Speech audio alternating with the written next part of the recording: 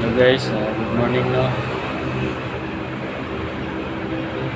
May sasabihin lang ako sa mga balita ngayon sa tungkol sa gobyerno.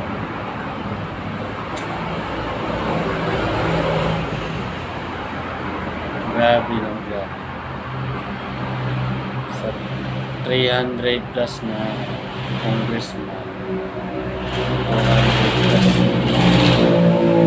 pumirma, nagpalit yung dignidad sa pera. Grabe naman yan.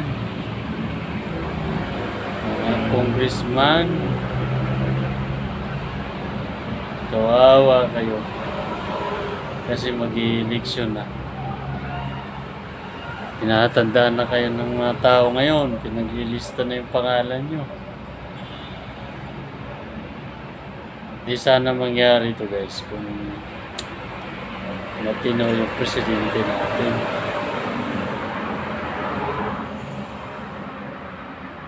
Samantalang kaming mga security guard, sabi nga ni Attorney Vic Rodriguez, bakit ang mga security guard bago makapasok sa trabaho nagpapadrag test?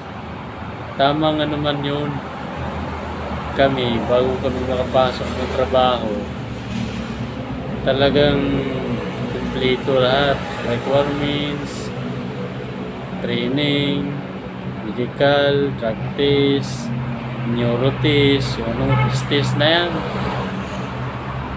Kinukumpleto namin yan para makapasok kami sa trabaho. Kasi guys,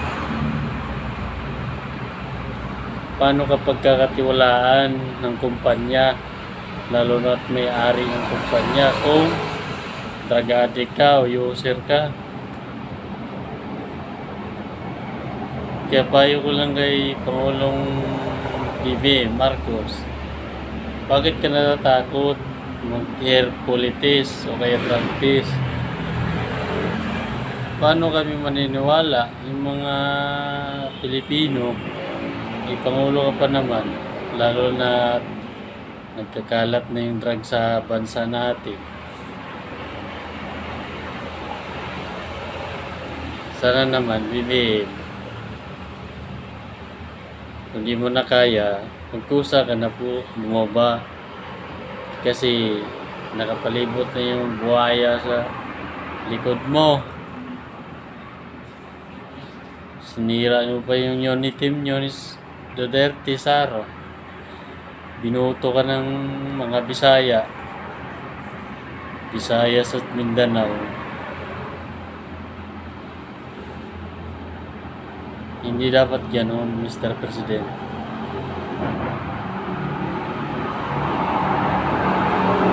I-drug test lang, kaya fully test, hindi mo magawa. Paano ka magkakatiwala ng buong Pilipinas niyan?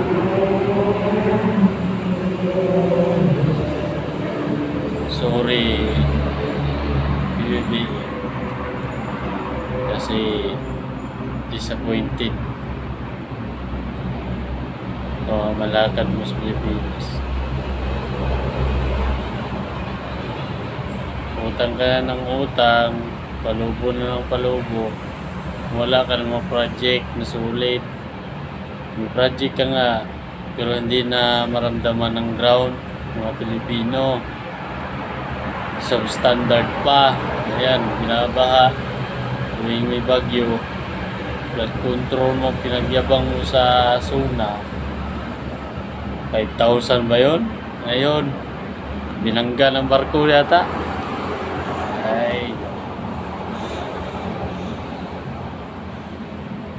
O, yun lang guys, no? Salamat. Sinabi ko lang yung sa lobin ko. Thank you guys. Peace. Peace lang tayo. Peace.